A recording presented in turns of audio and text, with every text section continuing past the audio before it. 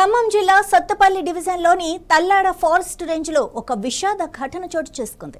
ఇక్కడి లోకారం reserve forest లోకారం south బీట్లో schedule 1 కింద అత్యంత రక్షణ కలిగిన ఒక ఎలుగుబంటి విగత జీవుగా పడి ఉంది. సంఘటనా స్థలాన్ని జాగ్రత్తగా పరిశీలించిన అధికారులకు వెదురు పొదలో 2.20 కిలోల బైండింగ్ వైర్ కాయిల్ దొరికింది.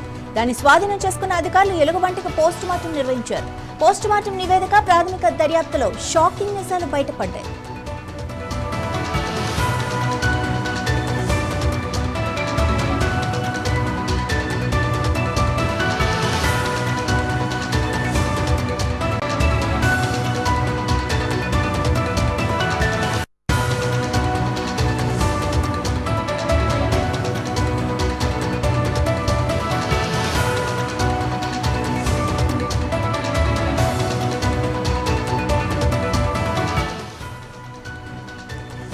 అక్రమంగా విద్యుత్ లైన్లను ఏర్పాటు చేసి వేటాడే ప్రయత్నంలోనే ఎలుగుబంటి విద్యుత్ షాక్తో చనిపోయిందని దర్యాప్తులో తేలింది.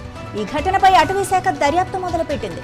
బాధ్యులైన 3 నిందితులను అరెస్టు చేసి వివిధ సెక్షన్ల కింద కేసులు పెట్టారు. నిందితులను శనివారం సత్తుపల్లి న్యాయస్థానం ముందు హాజరుపరుస్తున్నారు.